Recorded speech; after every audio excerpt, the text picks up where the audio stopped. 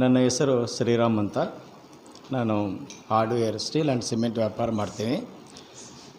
ನಾನು ಗುರು ಹೊಸಪೇಟೆ, ನಮ್ಮದು ಹೊಸಪೇಟೆ. ನಾನು ಬಳ್ಳಾರಿ ರೋಡಲ್ಲಿ ಜೀವನ ಮಾಡ್ತಾಯಿರ್ತೀನಿ.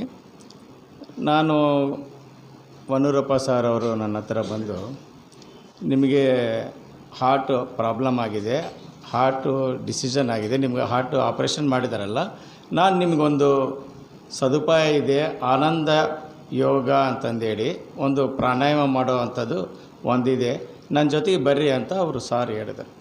ನಾನು ಮೊದಲನೇ ದಿವಸ ಗುರೂಜಿ ಅವ್ರನ್ನ ಬಂದು ಭೇಟಿ ಆದೆ. ಗುರೂಜಿ ಅವರಿಗೆ ನಾನು ಹೇಳಿದಾಗ ನನ್ನ ಶುಗರ್ ಲೆವೆಲು 355. ಇವತ್ತು ಮಧ್ಯಾಹ್ನ ನಾನು ಚೆಕ್ ಮಾಡಿದಾಗ 147.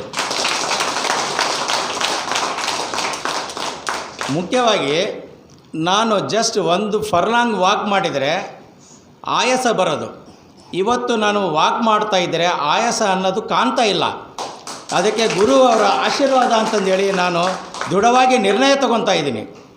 ಯಾಕೆ ಅಂದರೆ ನನಗೆ ಓಪನ್ ಹಾರ್ಟ್ ಸರ್ಜರಿನೂ ಮತ್ತು ಹಾರ್ಟ್ ಚಿಕ್ಕದಾಗಿ ಮಾಡಿದ್ದಾರೆ. ಬಟ್ ಇವತ್ತು ನಾನು ಇಷ್ಟು ಹೆಲ್ದಿಯಾಗಿ ಇದ್ದೀನಿ ಅಂದರೆ ಗುರುವವರ ಆಶೀರ್ವಾದ. ಆಮೇಲೆ ನಾವು ಪ್ರಾಣಾಯಾಮ ಮಾಡೋದರಿಂದ ಆನಂದ ಯೋಗ ಸಿಗುತ್ತೆ ಅಂತಂದೇಳಿ ನಿಮ್ಮಲ್ಲಿ ಮನವಿ ಕೇಳ್ಕೊತಾ ಇದ್ದೀನಿ.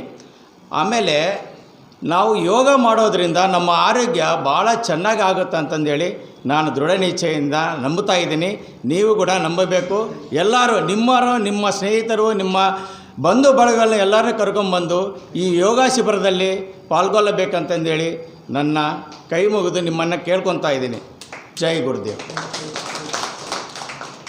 ಮತ್ತೊಂದು ವಿಷಯ, ನಾನು ಇಲ್ಲಿ ಬಂದಾಗ ನನ್ನ ಕೈಗಳು ಇಷ್ಟು ಮಾತ್ರ ಹೋಗ್ತಾ ಇದ್ದವು. ಇವತ್ತು ಸ್ಟ್ರೈಟಾಗಿ ಇಡ್ತಾ ಇದ್ದೀನಿ. ಇದಕ್ಕೆ ಕಾರಣ ನಮ್ಮ ಗುರು ಅವರ ಆಶೀರ್ವಾದ. ಜೈ ಗುರುದೇವ್.